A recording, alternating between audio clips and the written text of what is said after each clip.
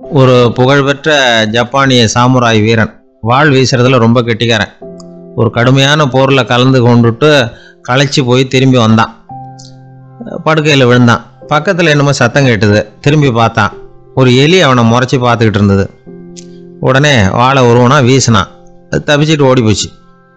எவ்வளோ முயற்சி பண்ணி பார்த்தா முடியல. கடைசியில் அந்த வாள் முறிஞ்சு போனது தான் மிச்சம். ஒரு பக்கம் அவனுக்கு இது அவமானமாக போயிட்டுது, இன்னொரு பக்கம் பயமாக போயிட்டுது.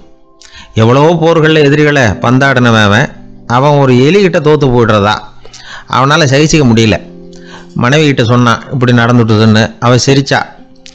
உங்களுக்கு புத்தியே இல்லை, எலியை போய் யாராவது வாளால் வெட்டுவாங்களா அப்படின்னு அந்த அம்மா சொன்னதும், நீ என்ன சொல்கிறேன்னா, ஒரு பூனையை கொண்டுட்டு வந்துட்டா போதும், அதுக்கப்புறம் ஏன் எலி வரப்போகுது அப்படின்னு அந்த அம்மா.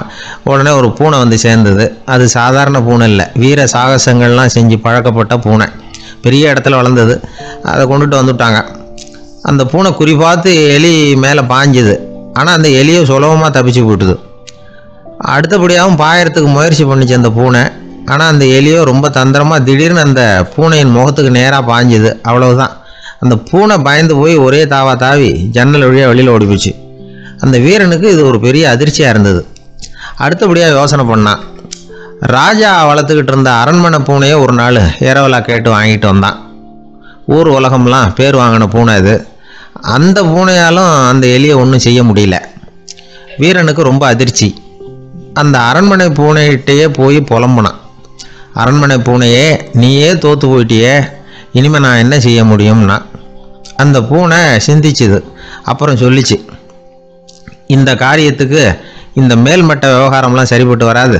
சாதாரண வீட்டு பூனை கிடச்சிதுன்னா அதை கொண்டுட்டு வந்து விட்டுப்பார் அப்படின்னுது. சாதாரண பூனையால் என்ன செஞ்சிட முடியும்னா இவன் நம்பிக்கை இல்லாமல்.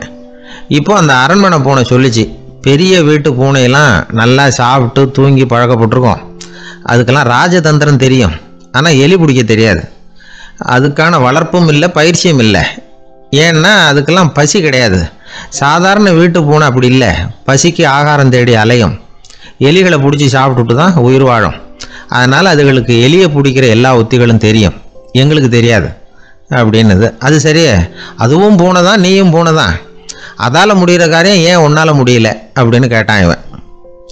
இதுக்கு அந்த பூனை சொல்லிச்சு, இதே கேள்வியை நானும் கேட்டேன், உன்னுடைய தந்திர முறை என்னன்னு கேட்டேன். அதுக்கு பதில் சொல்லாமல் படுத்து தூங்கி போச்சு. அதை மறுபடியும் எழுப்பி கேட்டேன், அதுக்கு கோவம் வந்துட்டுது.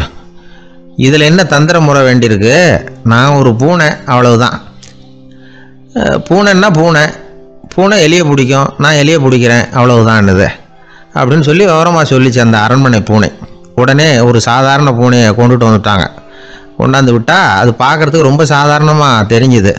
இந்த வீரனுக்கு நம்பிக்கை வரல. இருந்தாலும் அதை கொண்டுட்டு வந்து வீட்டுக்குள்ளே விட்டான். ஒரே நிமிஷம் அந்த எலியை கவிட்டு வெளியில் ஓடிப்போச்சு. மேலிடத்து பூனைகள்லாம் இதை வேடிக்கை பார்த்துக்கிட்டு வெளியில் நின்றுக்கிட்டு இருக்குது. எல்லாரும் மெதுவாக அந்த பூனையை நெருங்கி, உங்ககிட்ட அப்படி என்ன தனிப்பட்ட திறமை, அதோட ரகசியம் என்னன்னு கேட்டாங்க.